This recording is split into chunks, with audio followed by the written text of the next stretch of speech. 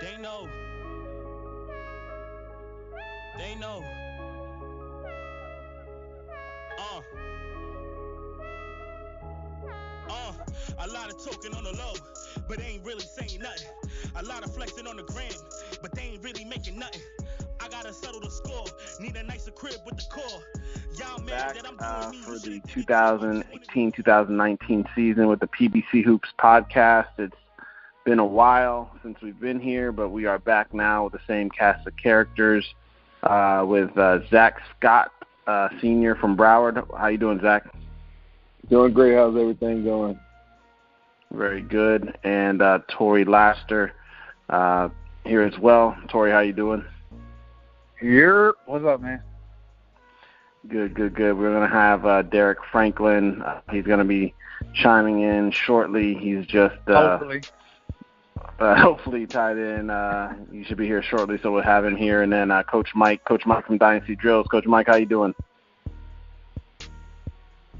Once again, no Coach Mike. It was like we say every time. It was his idea to start this podcast. Never shows up, never calls in, but we'll just try to get this going. So, hey guys, it's been a while since we've talked. A lot has gone on. Obviously, we've had state championships. We've had summer. We've had guys go away to college. We've had teams get revamped on the high school side. So we'll just start with you, Zach. If you could just kind of give us a summation of where things are, like with your son, Zach Scott Jr., Broward, anything you have on your plate from your side of things. The floor is yours. As far as Zach is concerned, everybody knows he's at Florida Gulf Coast University. First game is on November 6th. It's for Illinois State. And then we got a couple of good ones starting out. They have Illinois State to start out the season. They're projected to be NCAA guys, and then also they have Michigan State on November 11th. In reference to Broward County, it's probably going to look kind of very similar. Maybe a different player here or there. I would see that. I would think that Boyd Anderson, and we'll probably get into that more deeper. Boyd Anderson is probably going to be a major player, and some different guys are moving around different spots.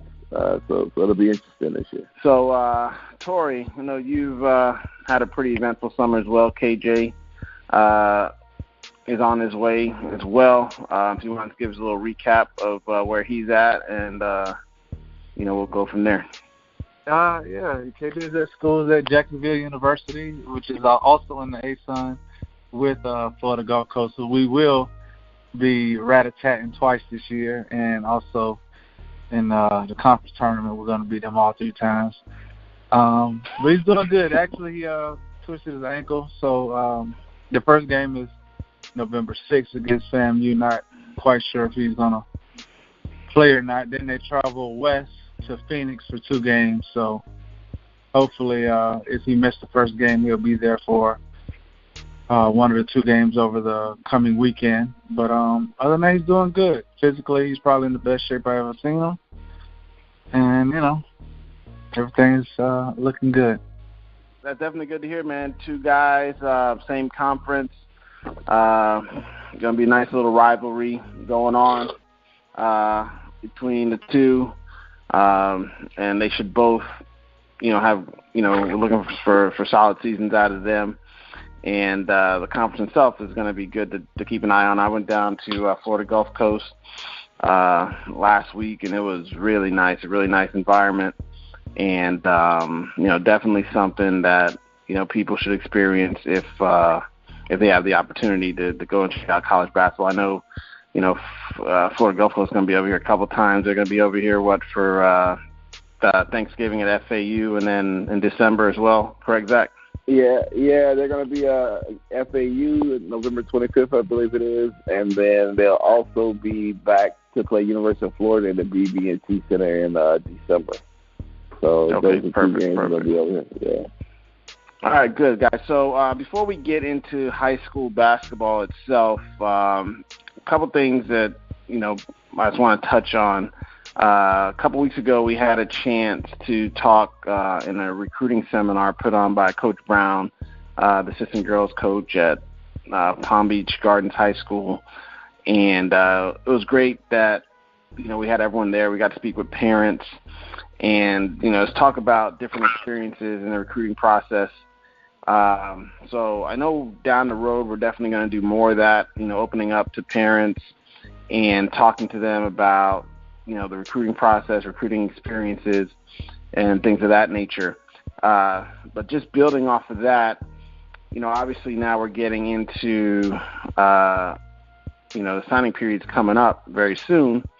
So is there anything that you could tell, just to the audience what they should be looking out for if they're, players that maybe have, some interest or have some things on the fence? What should be the game plan now if you're a senior and you're going into the season and you really don't have a solid offer? What should be the game plan? Either one of you could start with that. Well, personally, really, for me, guards. I know it's more guards than big. If you have an opportunity to sign early, you don't have to take my advice, but from my experience, if you can and you have the opportunity, sign early, man. Because it's a lot of times what you understand is, say if there's 3 assistants on the staff. Each assistant has their guy, and they're trying to sell their guy to the head coach. Now, if another guard takes that spot, your offer is gone. There's no, I have XYZ offer, and they just took a guard that's very similar to you. So then you lose out on opportunities and things of that nature. So, if you have that opportunity, I would definitely try to sign early. Take your visits. Ask these assistant coaches. You can ask them, where am I, on your list? You know what I'm saying? That they're honest. If they're going to be honest with you, they're going to tell you you're XYZ. Can I come on an official visit where they pay for it? Go there and decide what you want to do. But definitely, if you can get an opportunity to sign early, I would really, really suggest that. And don't be concerned with levels. I know y'all hear that a lot. And, you might say, well, your son went D1. Yeah, but you can't really get yourself caught up in that because there's opportunities at all levels and, try to take advantage of that. I would just say outside of those top, 50, top 100 kids, like if you're not in that top 50, top 100 list, you kind of, like Tory said, you really have got to narrow down and determine, who really wants you, and you've got to make a decision. Like it would be best, I would say it's in the best interest of you to sign early. If a team is saying to you, well, wait till April and we'll have XYZ available, that may come out to be true, and it may not come out to be true. Or they may have, at this time, they feel that direction is this way, and then they have something that happens during the season, and it changes what direction is going that way, or it changes as far as in reference to coaching. The staff may change. That's some of the stuff that you want to explore, too. You want to look at the staff and see how long the staff has been there. Has there been a winning tradition, or has there not been a winning tradition? Is the staff on the hot seat? Because if the staff is on the hot seat and you sign with them, then you may be released from that signing then. So you have to look at all of those aspects of it and see where you are on that depth chart as well.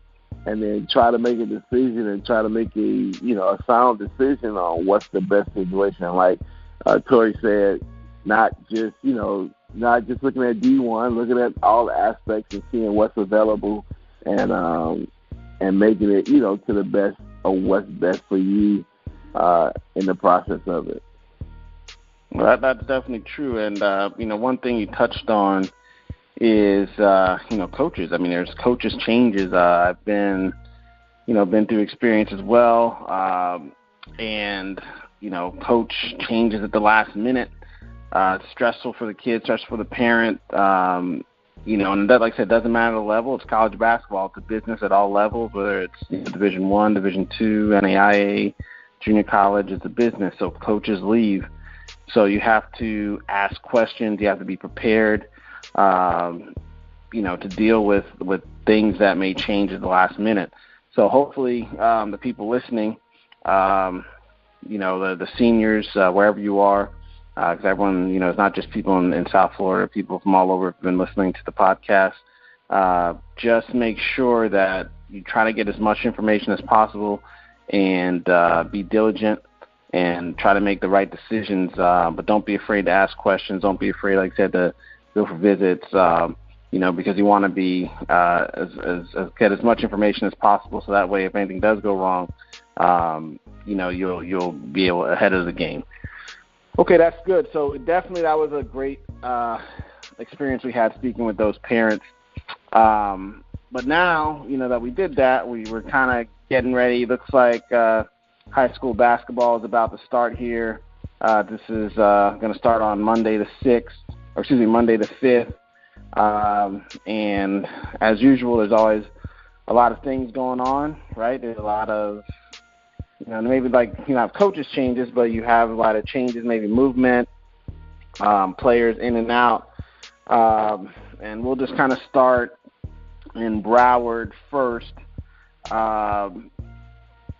Let's kind of start in Broward, where we just found out on Friday that R.J. Duhart, who's a senior 2019 out of Delray Beach, has transferred to Boyd Anderson High School, which was kind of a surprise for some people that he transferred. Other people who may have been close to the situation may not be as surprised, but whatever it is,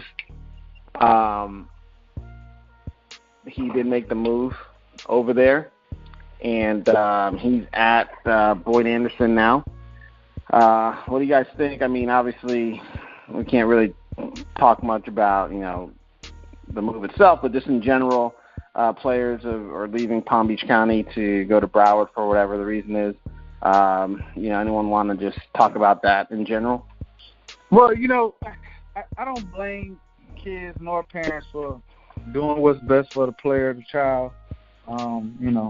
Everybody's opinion is different. There's no perfect way to get to the next level. Everybody's path is different. My son, he did a prep year while, early on in his recruitment, you would have thought we would have it settled by the end of his senior year, but we didn't, and his route was a little different. So, with RJ and other guys, if you feel like this school will give you a better platform to showcase yourself, I definitely don't blame them. But with that being said, even though you make these moves, you personally are still going to have to stay on top of your recruitment. Don't go to these new schools thinking, they're going to do all the legwork. You're still going to need to reach out on your own if you're not already getting contacted by coaches, and to keep your recruitment going. Let these coaches know that you went to a new school. They're not just going to know this automatically. Basketball season about to start, college basketball, they got recruits already on their board, and if you're on there, they need to know where you are. They might have a game in South Florida and might want to swing by and check on you. So you got to be mindful of those things too as well. I would say, I kind of echo the same thing. Whatever you choose to do and whatever you feel is best for you in reference to, making a transfer, if you feel that transfer is going to help you out, as a player, then by all means, go right ahead and do it. Sometimes I wonder why someone leaves as going into their senior year. At that point, pretty much, the summer is when it's going to decide as far as the recruiting process of it. Maybe, if you're looking to leave, I'm just saying, if you're looking to leave, I would think that's something that you look at going into your junior year, not into your senior year. And maybe sometimes, everybody's situation is different. So, maybe, the coaches there are going to do some additional stuff to assist, but I just sometimes when I see guys as seniors leave, I just don't. Sometimes I don't. I mean, unless it's just something that's just totally outlandish as far as the high school. Unless you're going to a prep school, but just making a lateral move from high school to high school, unless there's something that's going on deeper. I just don't understand it. Yeah, I can agree with that. I mean, if they're going somewhere where, say, the school has going to be playing in some national tournament, and during these where coaches can get out and see them, and they're on the team, maybe with other prospects, and they might be, or like I say, playing in the national tournament, like the Kingdom of the Sun, or one of those big tournaments. Yeah, City of Palms. But see, this is the thing, though. But this is the thing with Boyd Anderson. They are playing in the City of Palms. They're going to Vegas. We're just speaking in general. Yeah, in general, yeah. But I think really in particular, if you look at this particular case, it looks like the team is going. They're going, Tarkanian Classic. They're going to City of Palms. They're going to be in Georgia. I mean, like if they're doing that, then that's going to be really beneficial for him. I mean, because I know kind of his recruiting kind of stalled out a little bit, so that would definitely be beneficial for him. I mean, it would be good to have Franklin on the phone, because I'm sure Franklin knows a little more information about it. As far as he probably does. He probably does. I'm sure he'll get in here soon. He doesn't want to miss out. Because I would be interested to know what the schedule is. I mean, if they're doing like the Tarkanian and they're doing like the City of Palms and those stuff like that, that would be ideal, because then it gives you a chance to compete and play against the high talent, and to allow coaches to evaluate you further where you may not was evaluated in you may not was evaluated as much in the travel season. Like Tory kind of said. It could backfire too, because you could. It could work both ways. And y'all getting ran through, and you ain't able to show nothing. So it's a double-edged sword. Yeah, it's definitely a double-edged sword. So that would be interesting. Like, but that's what I'm saying. Like, if you're transferring, if you're just in general, I'm just talking in general. If you're transferring laterally from school to school in your senior year, I don't see the benefit of it. Now, if it's something like that, where the schedule is getting bigger, or you get a prep year, something like that, and it's a benefit for the player, now I would see that and understand that more. But if it's just a lateral move, I don't get that. I mean, especially if you had the opportunity to go to some winning traditions before, and whatever else. But if it's something like that, then of course that's going to help benefit, the player. Quite naturally, most definitely. So definitely, those are all good points. I mean, this is just, we're talking about this case as this came up.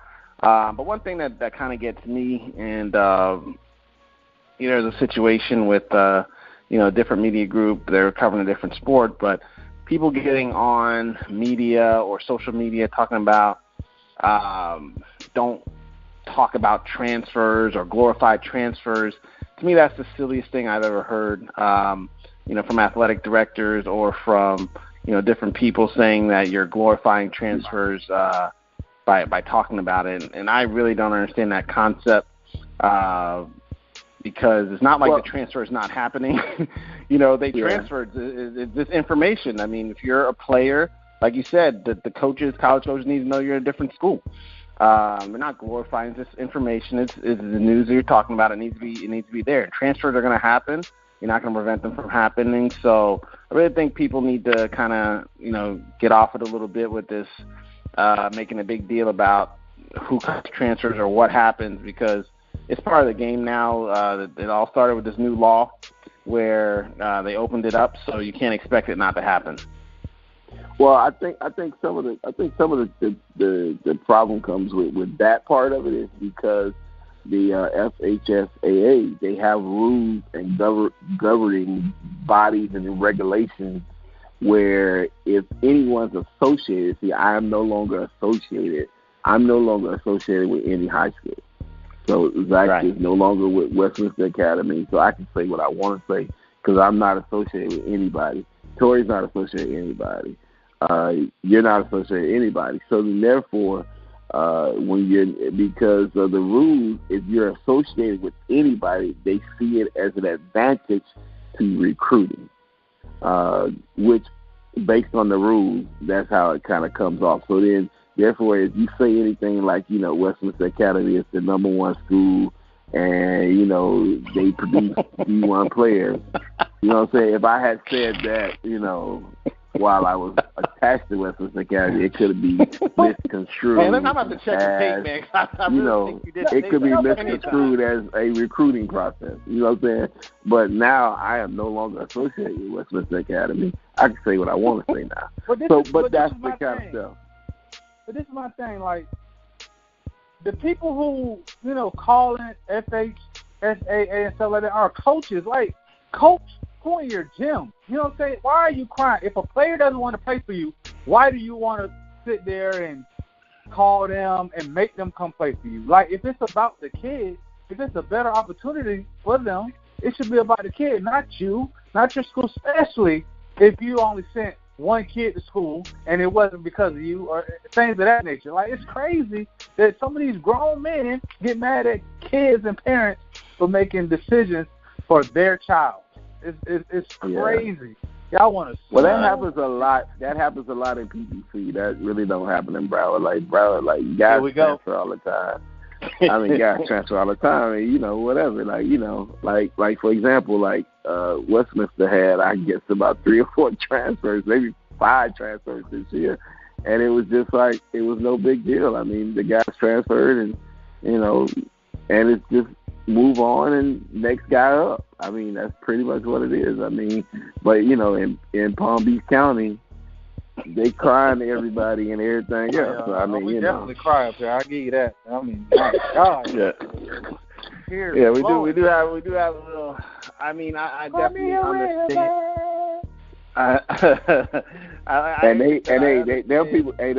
Them people call FSAJ for everything, man. So, but yeah, I mean, that's a big thing.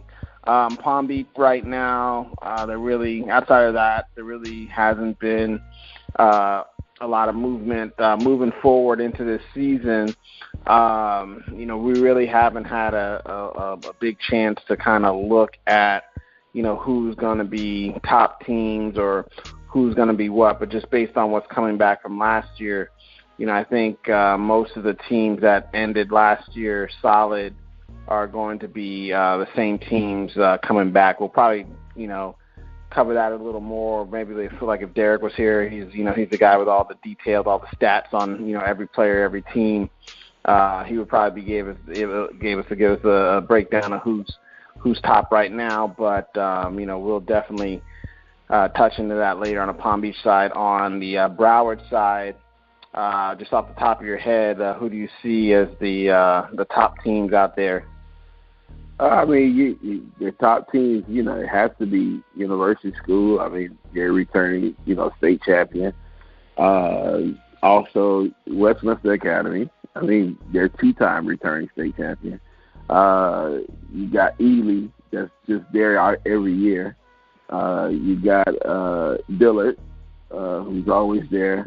You got Boyd Anderson. And then I would throw in also Somerset. They got some transfers in. They got Brandon Garcia and Dudley Blackwell in there, along with Western. They got a transfer from Damari. Yeah, they got Damari in there. And who else am I missing? Oh, and then it'll be interesting to see what Devin Barter does since he's been changing coaching and he's now at Cardinal Gibbons. So it'll be interesting to see what he does at Cardinal Gibbons. So those are some of the teams that, those are probably the teams that you want to look at. And the teams that you mentioned, most of them are like either 5A, I guess 7A. What do you think about this proposed change coming in with looks like they're going to cut the FHSAA is going to cut the classes down from 9 to 7. basically taking out 9A and 8A. I saw that proposal, but it looks like right now when I just looked on the website, they still have 9A. So I don't know if that's. I think it's supposed to start year. next. I think it's going to start next year. But yeah, just in general, I talked to some coaches who were for it. A lot of people are a little skeptical because, as we talked about, I think in one of our podcasts before, was that a lot of this stuff seems to be skewed against South Florida teams. And the way I look at it, just from the outside looking in, the South Florida is very, population is high, so most of the public schools are the higher classification. So how are you going to break that down if you're taking away the top two? Is that every school over a certain amount of number is going to be in 7A, and that means all the South Florida schools are going to be all the South Florida public schools are going to be in 7A, and Orlando, basically. So you're going to have all these teams fighting it out. It'll be very competitive, obviously, but it'll open up a lot more stuff for maybe other areas. So I think until there's more information about it, I kind of want to reserve judgment. The idea in general is good. I would like to see an overall state champion. I would like to see that. That's what I would like to see, an overall state champion. So you take your top teams from 5A, 4A, whatever, and do a Final Four. And everybody play everybody, you know what I'm saying? So, you got a champion for 5A, 6A, 7A. You cut them down to 6A, and then you got a champion for everyone, and then now you set a bracket from that. You set a bracket from those champions, and then you go from there, and then you have a real true state champion, like A1 champion. That'd be great. If they went to all these classes, they win, they play off. Yeah, they went to all these classes because people was crying because the little private schools back then was getting beat up by the big public schools. Well, now the private schools, they do whatever they find a way to get their players now. Watch your words. Yeah, so whatever way they do to find their way to get their players, they do that to get their players. So then, to me, the playing field is level. So let everybody match up, mano a mano, because at the end of the day, I would have matched Westminster up against anybody that won a state championship and bring it. Let's go. I don't think they would have beat it. You know what I'm saying? Last year would have been two state champions last year. Huh? Last year would have been a perfect year for that. Yeah, we won 2 state champions. Should have been 3, but we won 2. At the end of the day, like I said, this up for. I still want to wait. See, I saw a post today that I didn't get to see about the football. I just glanced at it, but something about an 0-9 team making the playoffs based on strength of schedule. I'm hoping that doesn't come into the new basketball where they're using max preps and all these other things to make decisions on stuff. Basically, it's using computers, not using eyes, because if that's the case, it's just going to be a mess. But like I said, I didn't really get to look into detail on that post, but it was just kind of funny to see that. Just like for instance last year, we faced Miami Christian 2 times, and we beat them convincingly both times. But they won a state championship. What does that mean? Yeah, you won a state championship for 2A, but how weak was that? And we faced them twice, and they didn't come close to us. And so, I would love to see just everybody match up mano a mano, and let's see what's up. Let's really see what's up. That'd be ideal, but I think you want to see, and they talk about the attendance and everything else. But now, if you want to see the attendance go up from that, do that, and watch how the attendance shoots up in Lakeland there. Well, I think if they one good thing if they moved it. I was talking to someone, a reporter, and we were discussing an ideal location. I was thinking if it's not Orlando, on the southwest side where they have that new arena where Florida Southwest plays out there, that'd be a great spot because it's right off of 75, easy access for pretty much everyone. Maybe if they moved it, that would be something, but that's something for another day. But definitely the changes, for this year is really not going to affect much, but down the line, hopefully they could get that solidified. So there's, people kind of have a good understanding. But I think the classifications are going to be, the biggest thing to kind of figure out, who goes where, because I'm not for anything that's going to have the majority of South Florida teams in one class. Like I said, it'll be great ideally, but in the end, you may have the same situation where, if the powerhouse teams are in Miami and Orlando, and based on that now, if you look at it now, based on, let's see, 3A is who? That's Miami Christian, right? Is that Miami Christian? 2A. They'd be 2A. 2A. I mean, this year they're 3A. 2A. I don't know. 3A. 3A is that's like Orlando Christian Prep last year. That was Orlando Christian Prep last year. And I think from down this way it was only. Yeah, I think only person down this way maybe was. Well, Grandview probably would have been one, or maybe Somerset or Fort Lauderdale. Right. So then you go 4A is Westminster. Like we know, we smashing Benjamin every time, so that ain't even whatever. Westminster, or maybe not maybe this year. Not this year. Or maybe Sagemont sneaking that or something like that. But whatever. And then 4A. Then 5A is U School, Somerset, Pines.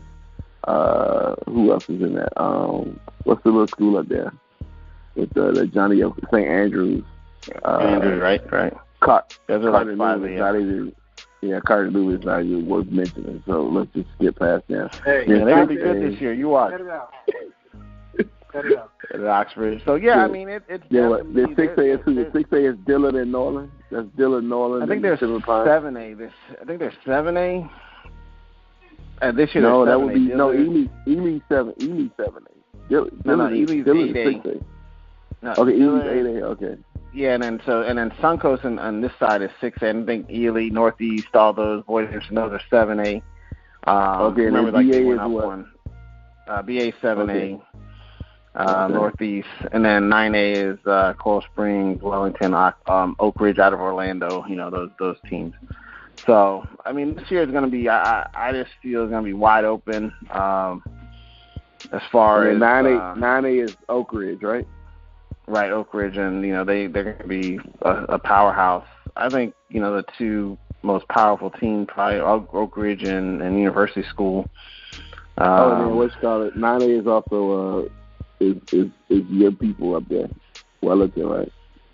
Yeah, Wellington's a 9A, which is going to be interesting because it's going to be tough. I mean, in Palm Beach County, it's going to take. Like I said, I'm waiting for hopefully when Derrick gets here, he can do his analysis a little more. But Palm Beach County, I think, is up in the air. Outside of like Oxbridge, Dwyer, Palm Beach Lakes, Forest Hill. Those are off the top of my head. Those are the teams that are ones you're going to be able to watch.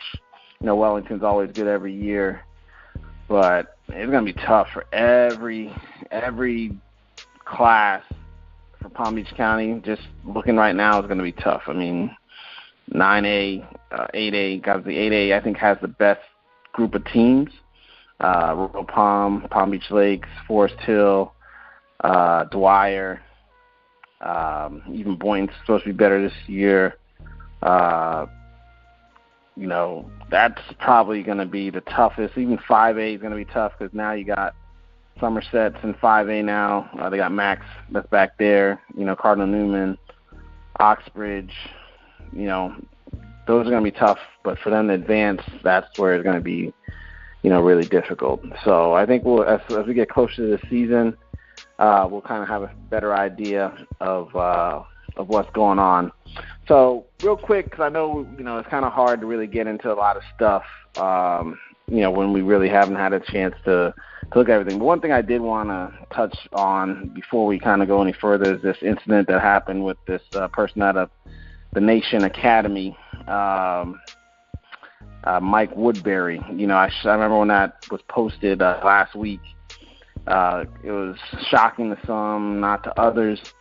I think the thing that, most people who are, who've been around basketball know that, maybe not to this level, but know that there are people that are always, talking down and trying to take advantage of kids, or just treating them like, especially international kids, maybe not treating them the best way. From your experience, you guys have been around a while. What was your take on that? Yeah, I mean, I'm not surprised. I mean, Z might remember. I don't know if I really want to say the name of the school, but there was one down south, and they had some international kids staying in a house with no power, and they get these kids over here just, do anything with these kids. And the bad thing about it for me is that there's still people out here defending this dude. Right.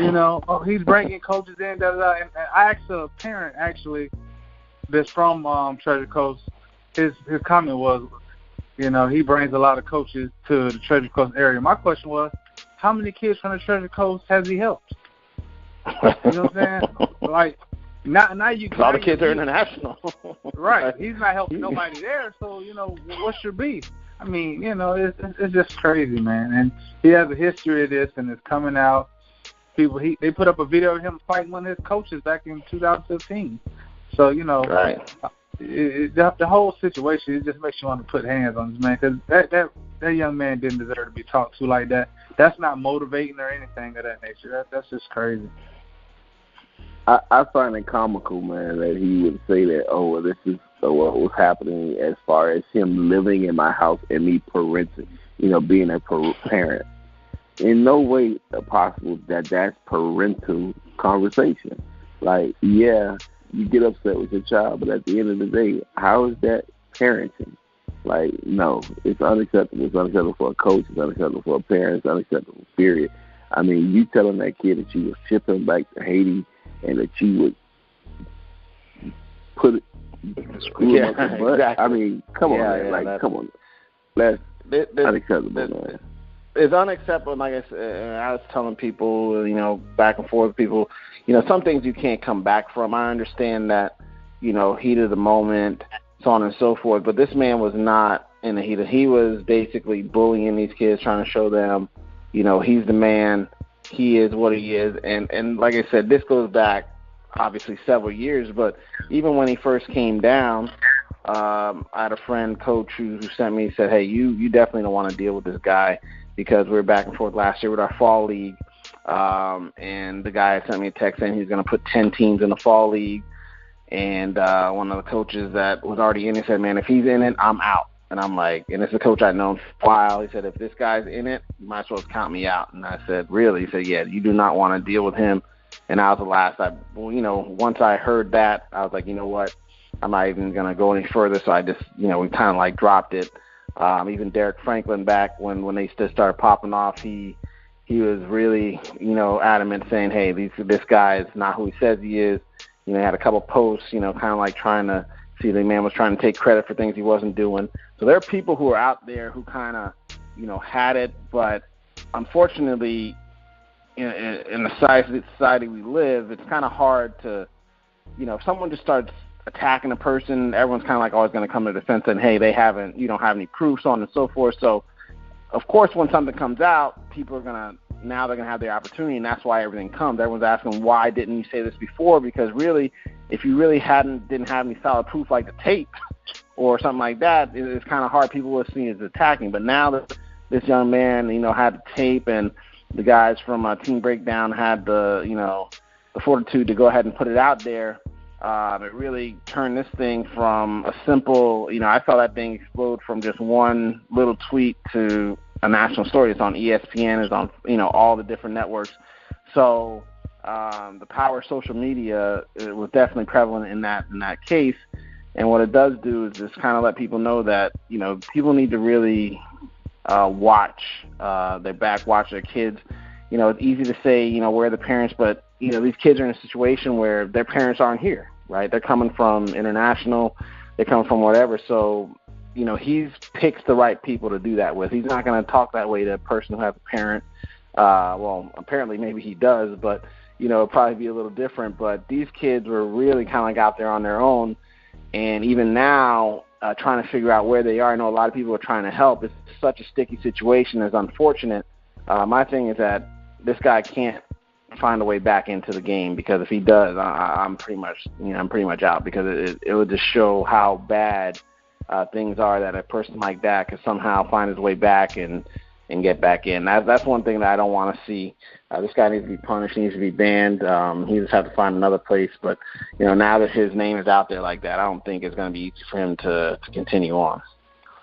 All right, so that was the first podcast for 2018-2019. This is becoming, Derrick, unfortunately, he didn't make it in for this one. Maybe we'll next time we'll plan a little better to get him back, but he's always got great information, and he's passionate about the game. He has a lot of knowledge, so we definitely need him. We need to coordinate that better to get him here, but, having Zach and Tory on is always great because they have a lot of information. Coach Mike has always been there, providing that solid Mike's not here. But either way, guys, appreciate everything. Any last words before we get out? Nah, nothing much, man. Just JU fans it'll definitely be interesting as far as to see how some things pan out this year. See if Dilla can make their way back into the state championship. To see if Benjamin can break the curse of WA. I don't think they will, but but to see if they can.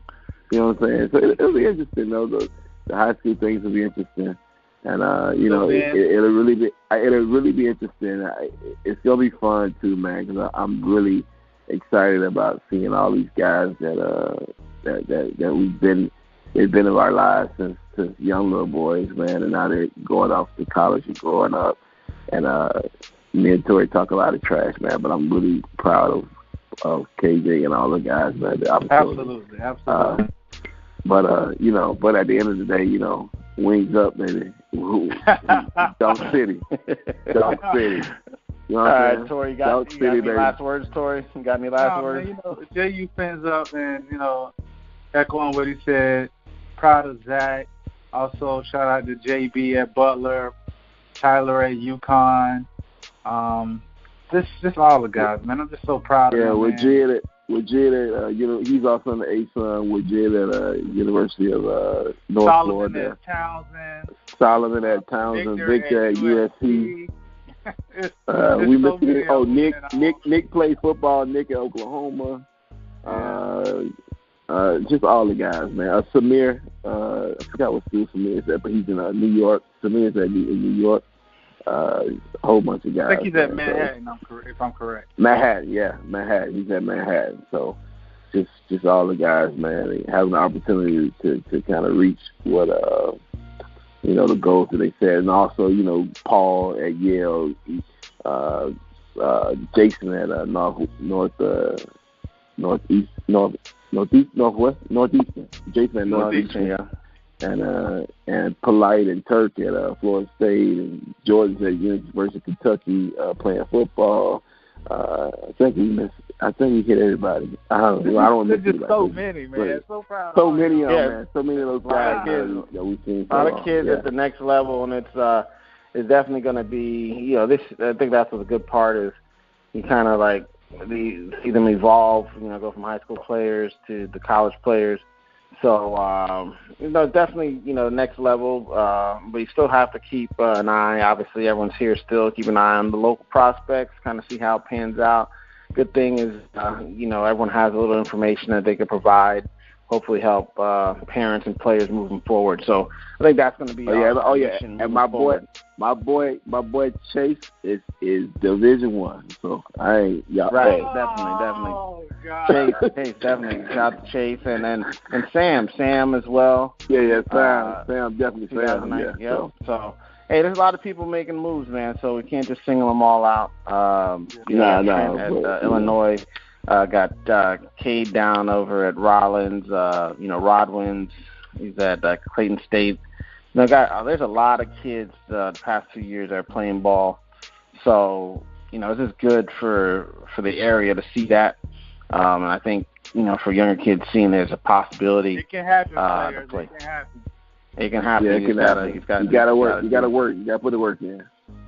Definitely, man. So we're going to go ahead and then wrap this up, and hopefully next couple weeks we'll be back with the start of the season, talk a little about the games coming up. Talk about by then we should have a couple weeks of college basketball under our belt. We'll have a pretty good idea of who are going to be the top players in the PBC Hoops top 5, top 10 players. I know one thing, Jay, you better not lose to FAMU. That's what I know.